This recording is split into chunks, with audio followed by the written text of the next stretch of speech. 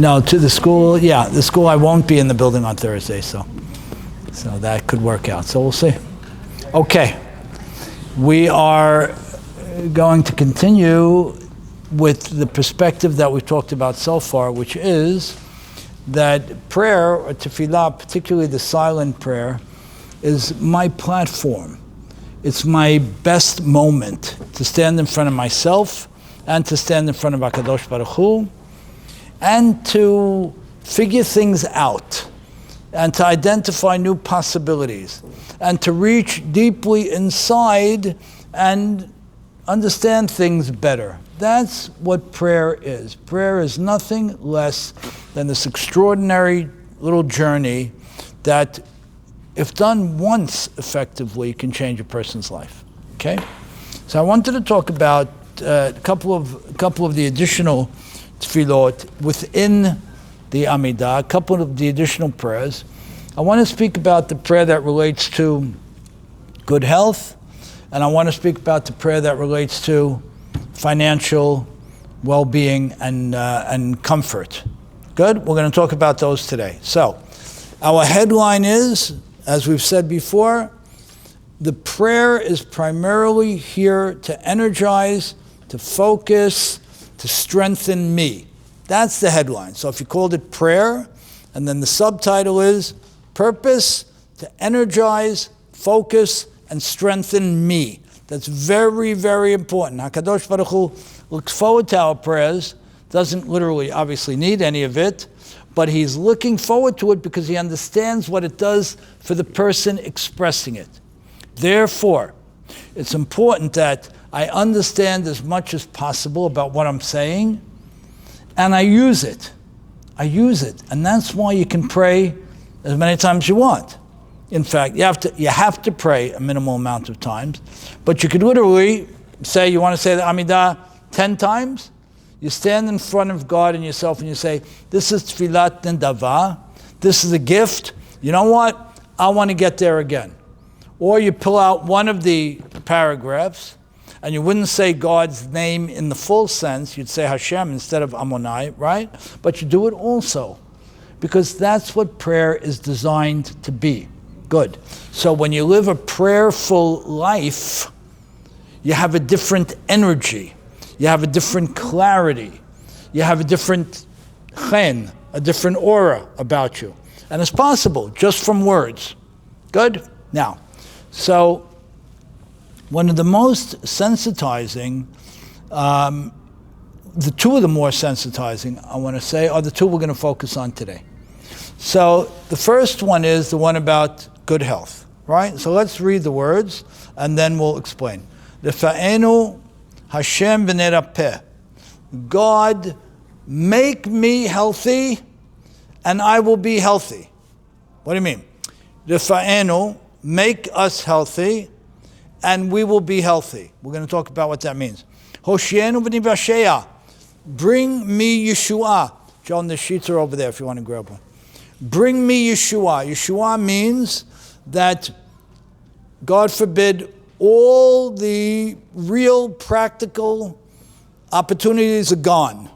And now it's purely something magical, purely something fantastic. Hoshienu v'nivasheya. Bring something fantastic, even if it's unearned, even if it's a shot in the dark, even if it's a 1 in a million. I want the 1 in a million. Good.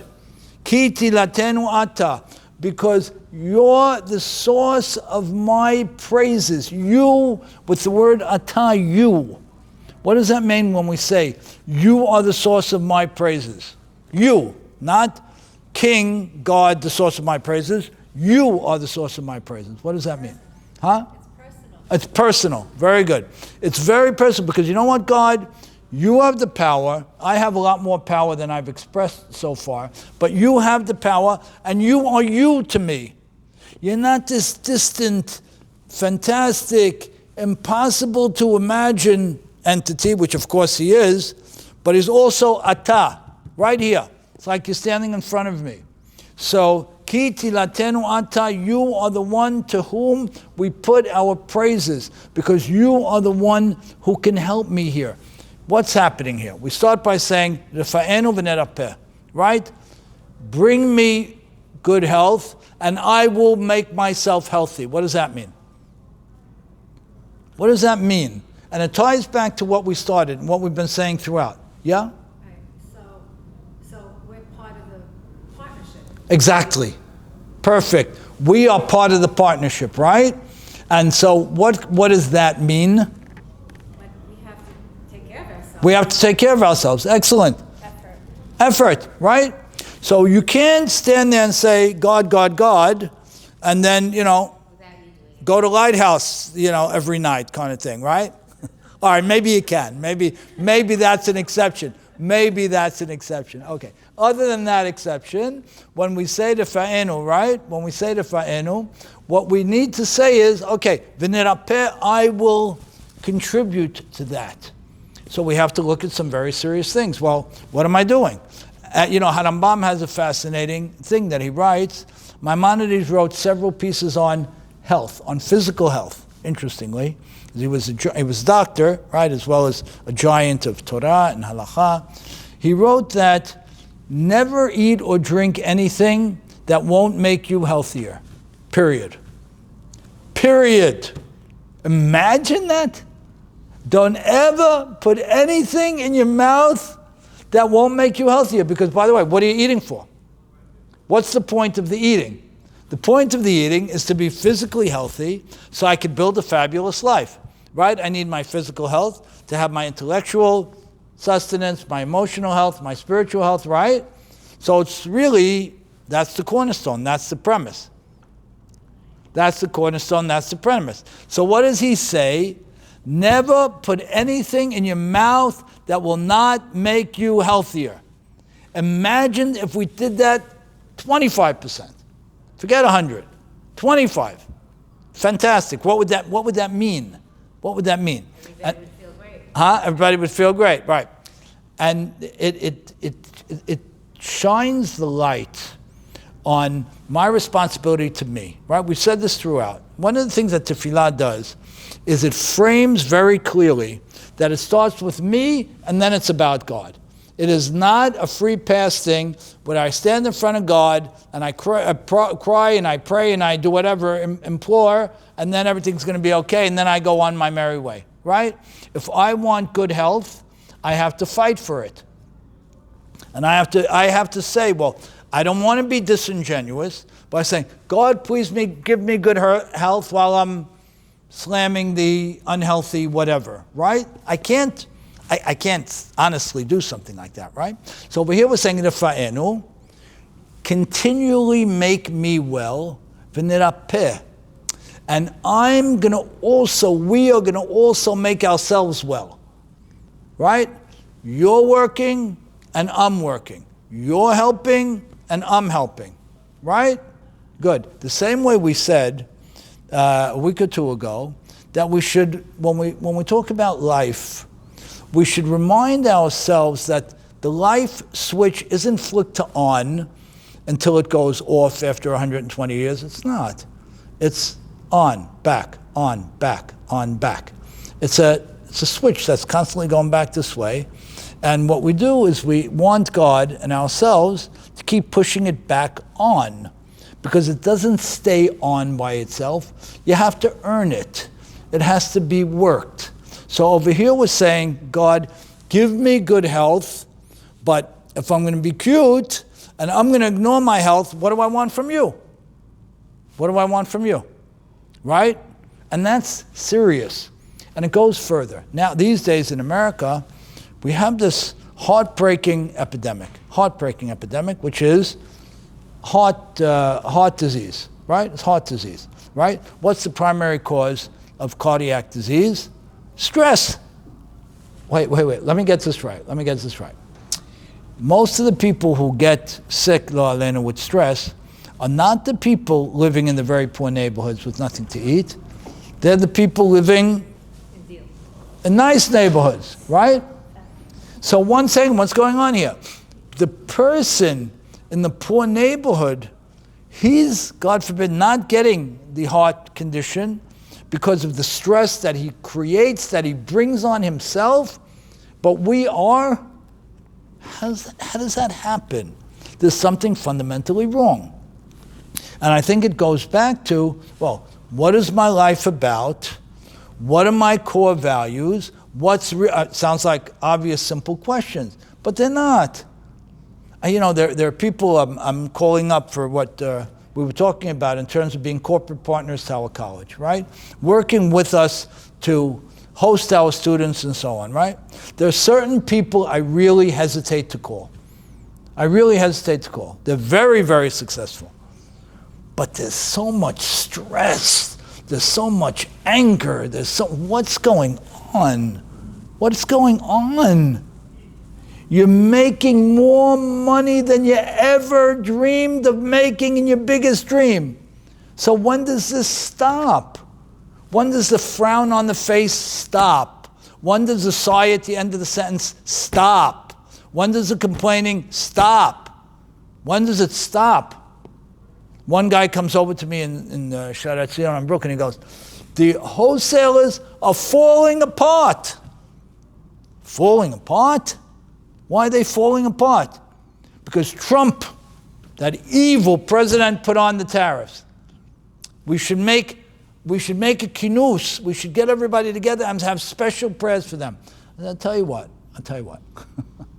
Let me ask something. Some of these wholesalers who are falling apart never opened a book, a Torah book. They never helped one person directly. Why don't we make a kinus? Why don't we make a major get-together and try to help them to get to that? Why don't we do something like that, right? Wouldn't that have more value? But we came to a crazy place. And then if, God forbid, someone gets sick, God. And I'm going to paraphrase, says, what do you want from me? I had nothing to do with this. This is all self-inflicted. This wasn't me.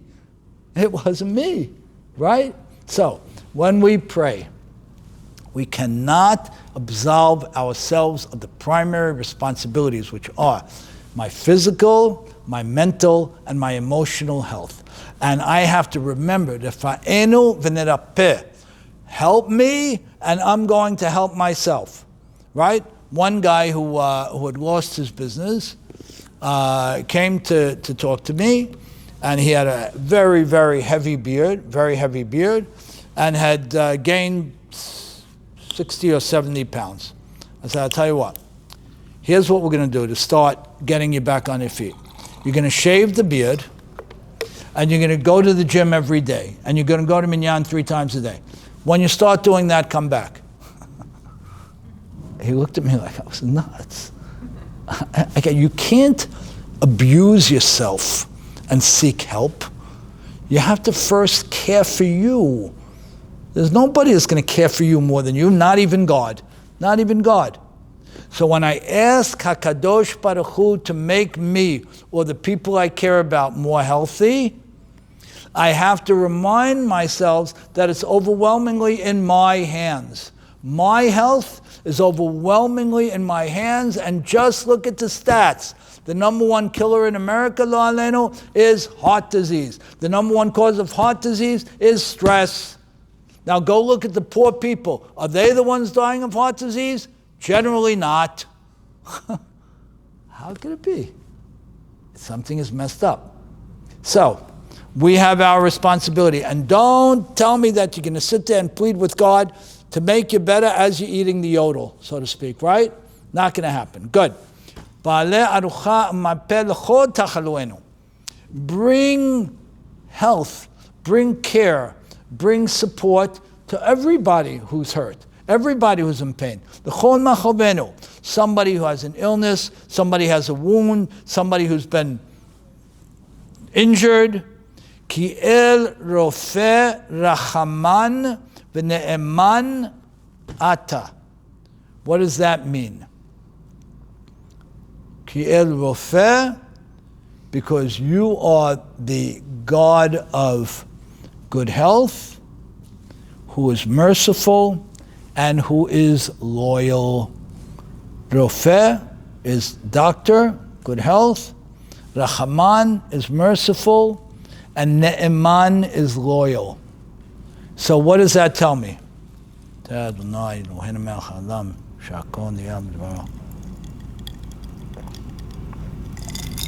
What does that tell me? When I close the phrase with, you are the doctor of doctors, merciful, and you are loyal. What does that mean? Maybe as long as we're both in it together to keep our health. Perfect. Right? As long as we're both in it together. How loyal am I to me? He's loyal to me, but am I loyal to me? I don't know. I don't know if I'm loyal to me. I want to tell you something else. We have a fascinating perspective. The perspective is that for a Jewish soul, unkosher food to a Jewish soul will damage the soul. How's that? No, shocking. Our rabbis write, more on the philosophical, mystical side, that a Jewish soul is a different soul, right? But what does a soul have to do with physical ingestion? Shouldn't have anything. But they write a fascinating thing. They write that when a Jewish soul ingests unkosher food, the Jewish soul is damaged by it, literally damaged by it. And the rabbis go further and say that not only is the Jewish soul damaged by it, but it pushes HaKadosh Baruch Hu away from the person. Yep. We'll do it one day in the Chumash.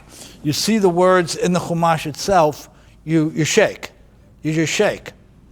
So we understand that we're built differently as Jewish people. We're built the way we're built.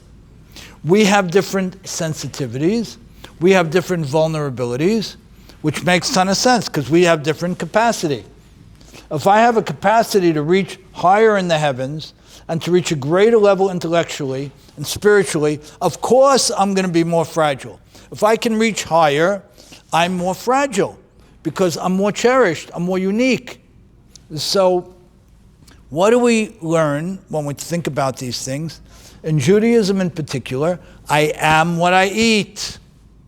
I am what I eat. And that's the truth. And whether it be kosher yodels, I went into 7-Eleven a couple weeks ago. I haven't seen a yodel in decades. I said, yodel, it's the greatest thing ever. It's the greatest thing ever. Each yodel was only 100 calories. I said, I'm down for this thing. I'm down. And it was great. It wasn't as great as I remembered it, but it was great. But then I got rid of the other two. I passed on the other two. Huh? I was wondering about those yodels. Huh? Yeah, you saw them in the fridge, right? Yeah, I was like, Yeah. put them in the fridge. I should have hid them. I actually should have hid them. But the reality is I should have skipped the yodels, right? I should have skipped them. So let's hold further. Let's understand what we are. Our health, emotional, mental, and physical is overwhelmingly in our hands. Another couple of examples. So I am what I eat. No question I am what I eat. Physically, I am what I eat. And for Jewish people, spiritually, I am what I eat. I want to mention one other thing to you. Sfaradim are more mahmir, we're more strict when it comes to food preparation than Ashkenazim are. The reality is, we can't eat in most of the kosher restaurants we eat in. Why? Because a Jew turns on the fire at 6 o'clock in the morning, and the Goyim are cooking all day. That's okay for the Ashkenazim. It is totally not kosher for us. Now, Chacham Bajar writes that if a husband and wife want to go out, this, that, they don't have the opportunity, and this is the only opportunity, okay, here or there. But now that we have fabulous things like the JSOR and groups like that who are really very good at what they do, if the restaurant is covered with a Sfaradi Hechsher, Sephardic Hashgacha, we're much better off. If it isn't, and most of them are not, it's incumbent upon us to walk into the restaurant and say, is the mashgiach here? Or is the head waiter Jewish? Mr. Head Waiter, Mr. Levy, Mr. Horowitz, Mr. Cohen, can you make sure that my wife and I or my family's order, you have a hand in the actual cooking? You don't have to cook it all yourself. You have to turn over the meat. You have to season it. You have to do something more than turn on the fire. Important. Now, when we travel, right? When we travel, we have a lot of resorts now. It's a beautiful thing, are accommodating a kosher customer, because the number of kosher customers on the planet has exploded in growth, and it's typically a customer with money. So the resorts want to accommodate that person. Great. Generally speaking, the hashgacha is Ashkenaz hashgacha, and we can't eat it. So what we have to do is, we have to say, you know what? I see you have the separate pots. I see the thing on the meat comes from a kosher butcher, glad kosher butcher, all that kind of stuff. But who's preparing it, and how are they preparing it? And we have to be part of that. And again, not only is it an issue of me safeguarding my physical health so that now I can stand before God and say, I did whatever you wanted me to do. I did it. You know what? I do have stress in my business now, for example, but I found a way to mitigate it. I reached out to the people I love, to my Yedid Nefesh, my success buddy, and we took a walk on the beach, or we got on the bike, or we disconnected the stat. I'm doing my Torah learning. I'm doing my chesed. I'm doing things to mitigate the stress. I'm in it, God. Please do it with me. Or I know that the Jewish soul and the Jewish body are more sensitive to food intake than you would expect. And therefore, I know that if I eat something unkosher, it will impact not only me physically, it will 100,000% impact me spiritually. It'll damage my soul, and it pushes HaKadosh Baruch Hu further away from the person. That's the reality. It's fascinating reality. So my point in all this is, when we stand in front of God and we ask Him, give me long life, God. You know, I want to dispel another notion. You know, not everybody dies when they're supposed to die. It's just not true. It's not true. It's simply not true. A person can mistreat himself, eat the wrong things, smoke the wrong things, and die before he's supposed to die. You know, what's the term we use when somebody passes away? That was their time? Who says? Who says? It's true a lot of the time, and it's not true a lot of the time. Because the reality is, how a person cares for himself, mentally, physically, and spiritually, of course will have an impact on how long a person lives. That's obvious. Now, the reality is, if God says time is up, time is up. But how often is the case that God didn't say time is up, and the person ruined their lungs, or whatever the case might be, right? That happens a lot. And what do? We sketch it by saying his time was up. Nonsense. Let's get serious. Let's get serious. His time was not up. He abused his body. He abused himself emotionally or intellectually. He hung around with the wrong people. He took on stuff that he didn't need. You know, all that kind of thing. So when I say this beracha, as I do with everything else, it's uplifting, it's empowering, because it tells me that the overwhelming majority of the impact on my health is in my hands. I am not just lost and gone and putting everything in God's hands. It's childish to say that. It's in my hands. It's in my hands. And today, the access to things for free virtually, you know, it's just so. That's the point here. I appreciate, number one, the light switch is constantly flicking, the toggle, and I got to flick it back to on. And that means every day is a phenomenal gift. 1A, I am what I eat. Particularly for a Jewish soul, I unequivocally am what I eat. I have to be very sensitive to that on a pure physical level and on a Jewish law level. And I can extend my life, or God forbid the opposite. It is a lot in my hands. And if I'm doing everything I can do and in tandem I reach out to God, now you're talking. I want to raise another point on this. We have a system in Judaism. It's a very, very important system. One of the points of the system that we just learned was, I am what I eat, and if I eat something that's forbidden to me, it has significant spiritual impact, not only physical. Good. Next. We have a model in Judaism that's a very important model. The model is, thank you yields beracha. When I express gratitude, I get good. It's a massively interesting model. It goes back to the following perspective that the Kabbalistic rabbis articulate in very strong, emphatic detail. They say like this: the element of God that we can experience here is His ratzon, His will, which is 100% good. What that will wants is to shower good on people. Shower good, right? Who closes the spigot and limits the good? Very often we do, right? Because again, I made my body unhealthy. I created the stress. What do you want from Him? He had in His good funnel, He had good health. But I can't internalize it because I messed it up. Good. There's another very important value here. Or the opposite. If I do take care of my health, physically and spiritually, I get the massive benefit.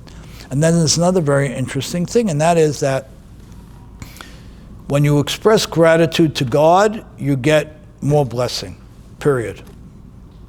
God is set up to shower blessings. And He says, just tell me thanks and I'll give you more. Huh? Just tell me thanks and I'll give you more. It's a remarkable thing. Just tell me thanks and I'll give you more. And how does that work primarily? It works primarily in the Birkat HaMazon. That's a biblical prayer. Most prayers are rabbinic. That's biblical, yeah? Fascinating, very, very important, where I thank God for the food He gives me and everybody else. Now, by thanking God for that, saying it slowly, in a language I understand, thinking about what I'm saying, I'm effectively opening the spigots for more good. That's the system. Hakarat HaTov, the recognition of good, yields good. And by the way, doesn't it make sense?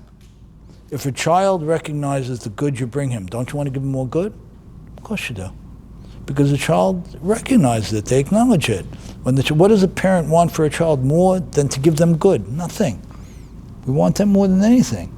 So let me give it to you. And what hurts the parent or blocks the parent's effort is when the child doesn't express the good. If the child doesn't express the good, the parent says, I don't understand it, I'm hurt. I'm distanced, I'm disenfranchised. So had kama b'kama many more times with God.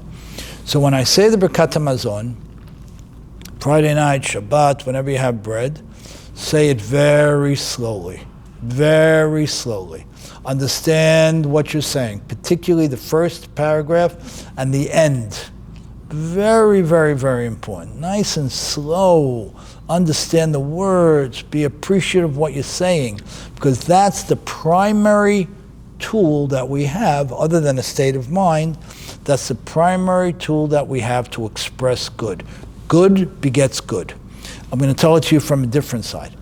We say that when someone doesn't express gratitude, what does that translate into? Huh? What's that? She said selfish. Selfish. What else does it mean? What else does it translate into? Arrogant. Huh? Arrogance. Selfishness, arrogance, good. It also translates into, like you're saying, same thing. I'm pushing the source of the good away. If God is the source of good, and I don't acknowledge the good, what am I effectively doing? I'm pushing Him away. So the reality is, the first thing I want to do is express my thank you. Express my thank you. I'm going to mention a few other things. You know, I don't know if you guys remember, a number of years ago, the 1% thing in New York City, there were demonstrations downtown where people felt that 1% of the population was getting a disproportionate amount of benefits. Anyway, it was a social awareness movement, so to speak. The reality is, we're not the 1%. We're the 1% of the 1%. We have more beracha, b'li'an hara, than just about anybody else on the planet. You know, we come to deal like it's a thing, like it's given, like it's granted. We walk into these homes, we don't think about it. We don't even think about it because we're so focused on, I don't agree. I think You think about it? Okay, then that's great. You're the 1%. I have a thing. I don't think about it. It's amazing. It's paradise. We're living in paradise. Right? We're living in paradise. Mind-boggling. I said a thing every time I walk out of my house in the morning. Every time I stop and I thank God. Every time, every day, I stop and I thank God. Why am I here? And the guy who came to check the air conditioning unit this morning, why aren't I him? I didn't choose to be me. I was lucky to be me. He is struggling to make a living. He drives a truck. Me, I'm So part of this whole setup is expressing the hakarat hatov. Just say thank you, thank you, thank you, thank you. That's the thing. Okay. And the person who says thank you, who's a gratitude machine, is going to get much more beracha. That's the reality. Good. It relates to the second tefillah as well. Let's do this one. Yeah. So, when we see people that are not well, I mean, we can't really judge them. We shouldn't judge them, no. We should never judge anybody. Right, but then it sounds like, well, they did it to themselves. Kind of. Some cases, You know? some cases they didn't. then- So it's a very hard thing that you say. You're asking a very important question. On the one hand, we don't judge anybody. On the other hand, we have to be very demanding of ourselves in this respect. But when we see people that are not well, I mean, then we come in. You know, it's very hard. Again, this person who came over to talk, I said the self-deprecating, the miskin facial growth comes off your face, and you go to the gym every day. He said, that's what a rabbi is telling me to do? I said, yeah. After you do that, come back. P.S. The person lost 46 pounds so far. 46. He has another 25 to go. Okay? He looks 20 years younger. He looks 20 years younger. Now, you tell me that you want a person to rebuild his self-love, get back on his feet on a career level, build his marriage to the next level when he looks and feels like crap? It's not possible. And that's why we're not an ascetic religion. So you're asking a very, very important point. And we have to train ourselves never to judge, but we have to be discerning. And we have to call people out when they're doing the wrong thing. So if someone keeps a really lousy diet. If someone what? If someone keeps a lousy diet, for example, is that haram? Like on this, I don't know why it wouldn't be. right? I don't know why it wouldn't be. People that keep a lousy diet, they're not well mentally. They have to build themselves up from the inside. Could be, yeah. Great.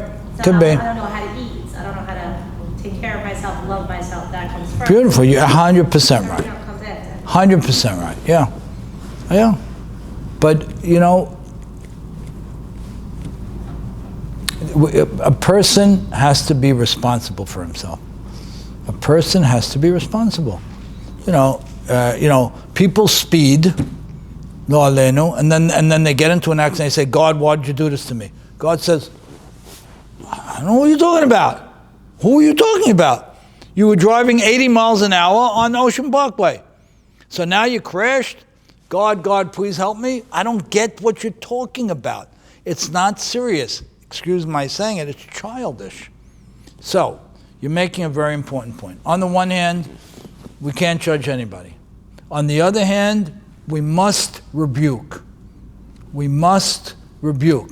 It's a biblical commandment. When you see somebody hurting himself, you have to find the way, you have to find the language, you have to find the time, the right time. Sometimes it's not you who does it, you find somebody else to do it. but we must rebuke. It's hard, right? So if someone keeps a good diet, for example, and they exercise and everything, and they're healthy and they're a good weight and all that stuff, and then while later they get something. Right. That's right. That's going to happen too, Larlene. That's going to happen. That's going to happen. We're not going to understand everything, but we have a lot more control than we think, and we can see and anticipate a lot more than we take responsibility for. We have a lot more control than we think, and we can see, identify, and therefore must take responsibility for a lot more than we sometimes do. And rebuke is not a bad thing. In Western culture, we don't rebuke. Western culture, we turn the other cheek, we kick the can down the road, we do things like that. And that's what we do in America, right? The problem with that is the person continues to slip and to hurt himself. And the person oftentimes is crying out for the rebuke. And they want it desperately. You know why? Because rebuke is an expression of love. Ignoring somebody is very, very painful. When you rebuke someone appropriately, what's a greater expression of love than that? Right? I care about you. I want to help you. I see this thing happening. Let's get out of this thing. Let's build out of this thing. In America, what we do is we send them to SBH. That's what we do, right? We just bark them right off and send them to SBH.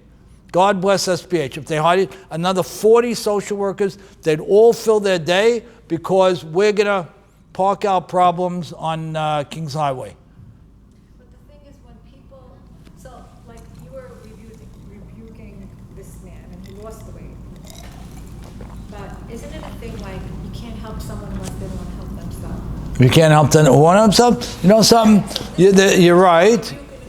Yeah, you're right. But a lot of people don't have that rock solid person in their life telling them. And by the way, this guy's a superstar. No, he really is a superstar. He put himself in the garbage can. But he really has all the qualities to do it, as most people do. But he just kept piling junk on himself. So he didn't walk in my house and I hit him with that the first minute. I hit him with that the second minute. The first minute was, look who you are, look where you were, look what your capacity is. By the way, I didn't exaggerate 1 second. It was all true. I affirmed him honestly, but firmly. And I said, and therefore, you want to rebuild this, that, the first thing you do is you take care of your basic physical needs. And the reality is, whether it's idealistic or not, if I look better, I feel better. It's truth. It's just the truth. And that's why clothing means a lot in Judaism. Clothing means a lot. In our college, they were all over me with this thing. They tortured me. In our college, you have to come with a jacket and tie every day. My grandson, he says, Papa, I don't have any time. So I said, no problem, honey. I filled a small shopping bag and I took him to his house. Okay? You have to come jacket and tie. What the professor tells us, we had a Sunday morning meet and greet by the house. Professor says, I don't have a tie. Okay. And I've never worn a tie on a Sunday. I said, so don't come. I said, don't come. I said, what'd you say? I said, don't come. I said, you'll walk in dressed professionally, and that's it. And I don't care what day of the week it is. So they did. Because this is another element. What we wear has a major impact on us. It's the truth. Huh? What? Yeah. He was gorgeous till the end. He really was. And your father was that way also. These men were so dapper. They were so dapper. So these things mean something. So when I ask HaKadosh Baruch Hu to bless me and us, I'm in the second paragraph now, to bless me and us with B'chol Ma'aseh Yadenu, means everything I put my hands to, everything I engage in on a practical, financial level should have beracha. Now, Ubarech shenatenu. And a shana is not a year. It's a mistranslate. Shana is the efforts of this moment. Bless my immediate efforts, b'talei ratzon, with the dew of good and giving, beracha and nedava, with blessing and with unearned blessing. So let's pause a minute. We say that God bless my efforts, all the efforts of my hands. Please bless them. Now I want you to hear this very carefully. Look up a minute. We have a model in life, right? The model goes like this. You reap what you sow, right? So if we, generally speaking, you put X amount of hours into an effort, a business or a career, whatever it might be, and you take out the results of what you put in, right? So generally speaking, if a competent person puts in 8 hours a day in this business, he should expect to extract $100, whatever it is, right? Or this progress, right? You reap, I harvest what I sow, what I plant, what I invest. That's what we call the perot structure, the fruits of a man's labor, woman's labor, structure on the planet. I invest, I work, I commit, I harvest, right? Normal, practical, that's the way most of the world works, right? But now we have this interesting thing called beracha, which is a blessing. How does that work? It says, Bachenu b'chol ma'aseh yedenu. Give us a blessing for all the work of our hands. That means that on a base level, I invest 10 hours, I get $10, right? On a base level. I plant this, it yields that. But the beracha that we're asking for, the blessing, the benevolence, is the pixie dust, so to speak, that God showers onto my efforts beyond what I actually earned. How does that work? The person still puts in the 8 hours a day, working hard, let's say, right? With the expectation that the 8 hours will yield $80, let's say. But then we ask for beracha. Beracha is that extra, that idea in the middle of the night, that buyer having knocked on the wrong door, that tariff having hit everybody's country but the countries that you import from. That's beracha. So that's what we're asking for here. It's expected that we're going to put our muscle in, our effort. But HaKadosh Baruch Hu says, if you just build your life with all the components that I'm talking about, I can also shower the pixie dust on you. And that's what we're asking for here. So what does that mean? Person A is a good person, works very hard, 8 hours a day. And his 8 hours of work, to our example, yields $80. Person B works in the same type of business, doing the same thing, and his 8 hours of work yields $60. Why? Because person B has elements of him or her that are largely unrealized, that haven't been harvested. Person B isn't growing intellectually outside of the business. Person B isn't growing with chesed, exclusive of his family. And what HaKadosh Baruch Hu will do is he'll say, wait a minute, 8 hours of work should have yielded $80, that's their standard system, but sometimes it's going to yield 60. You know why, Joe, Bob, Sam? Because you can do more. And not more in your office, more outside your office. Then you have the flip case. The guy who puts in the 8 hours earns the $80. And the other guy who puts in 8 hours, to our example, yields $120. Why? We both sold the same buyer. By the way, we brought in the same thing. It's on the shelf, one next to the other. It's the same exact product. Why is there beracha in your product more than mine? Because I'm hitting on the other cylinders. I'm learning Torah. I'm growing intellectually. I'm doing chesed. And again, chesed is not charity. Businessmen tell me all the time, I do chesed. I tell them, you don't do chesed. It's not true. Chesed is not writing a check. Chesed is raising the money. That's chesed. And helping people directly, humanly. So, when we ask for beracha over here, when we ask for beracha, what we're saying to God is, listen, and primarily to us, listen, I know A yields B, generally. $8 of work, $80. But I'm asking you for beracha and nedava. I'm asking you for a disproportionate blessing, that pixie dust, that extra generosity. And I know, and at least I should remind myself here, that the extra generosity is not going to come to me as a result of putting in more hours in the office. Because I did that system already. 8 yields 80. I did that already. And I can't beat that. That's the structure, right? I can only process 3 customers an hour. That's it. That's what my machine will do, so to speak, right? So how come my 3 customers were willing to pay me $1 more a customer than your 3 customers? Because I'm growing in my Torah. I'm growing as a person. I'm emotionally developing myself. I'm learning how to rebuke. I'm learning how to care. I'm learning how to grow. I'm a champion of chesed. A champion of chesed. Everybody has to be.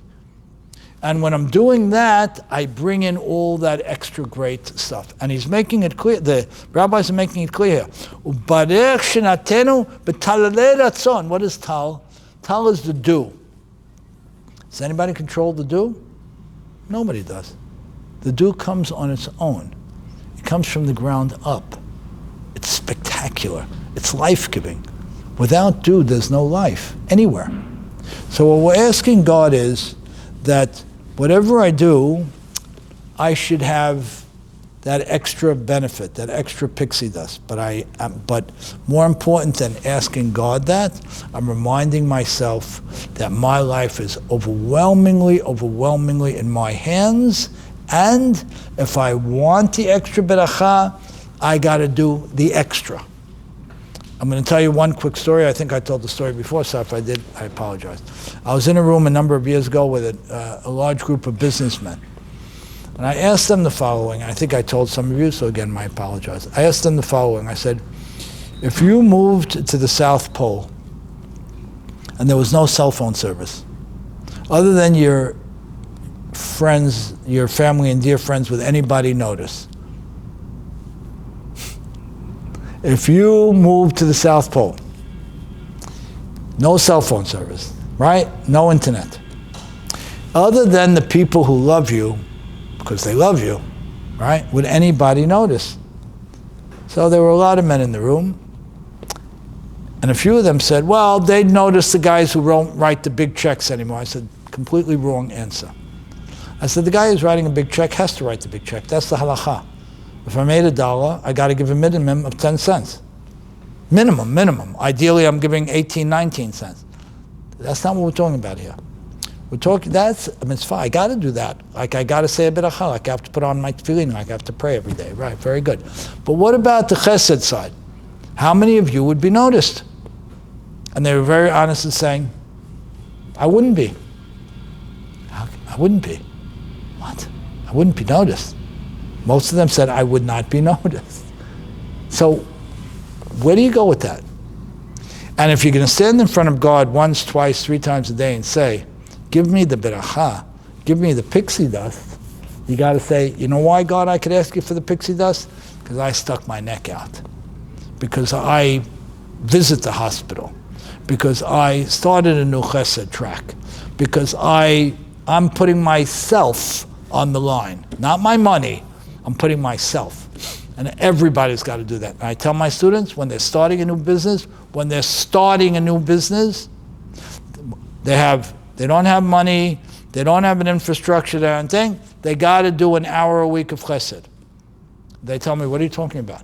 I got to pay my bills. How do you think you're going to pay your bills? You're going to pay your bills by grabbing onto a greater good at the very base level of things. So, to pull the pieces together, These are two of the most sensitive and sensitizing berachot in the silent prayer in the Amidah, for good reason. They're talking about health and financial well-being. We have every right and opportunity to reach out to God and say, God, please help me, 1,000,000%. But God's going to scratch his head, so to speak, and say, I'm thrilled to help you.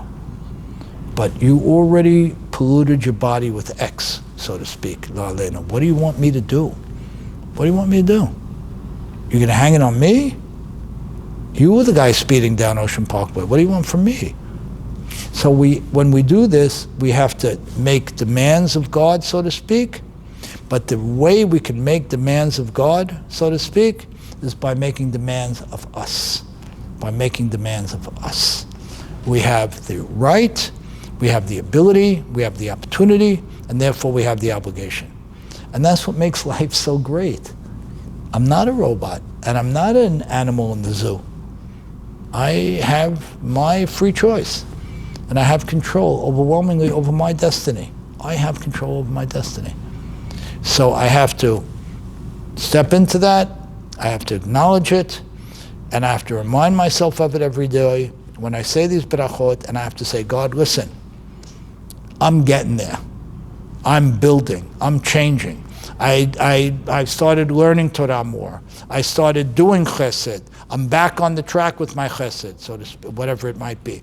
I'm speaking to people, I'm taking care of myself. I'm speaking to people and I'm calling them out when they're hurting themselves. All the tough stuff. You know, tough love is a very, very good thing. It's a very good thing. People need it.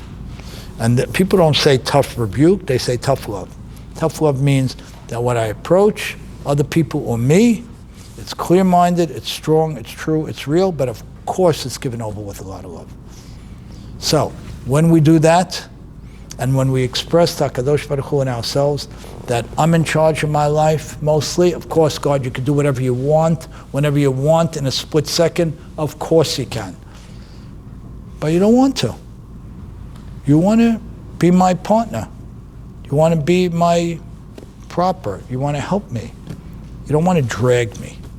And that's a fantastic opportunity. So, with that, I hope we continue to build in our minds what you said when we walked in, that tefillah is empowering.